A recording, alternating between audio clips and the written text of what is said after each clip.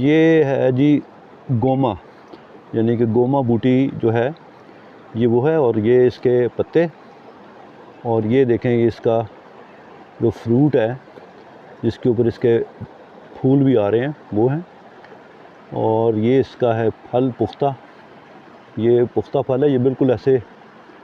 और ये देखें ये इसका फल है, और इसका इस्तेमाल जो है वो सांप और बिच्छू के कांटे के इलाज के लिए और मलेरिया बुखार के लिए बहुत किया जाता है, ख़ास तौर पे तिब्ब यूनानी में और आयुर्वेदिक में। और इसका जो बोटेनिकल नेम है वो है ल्यूकस सेफलोटस।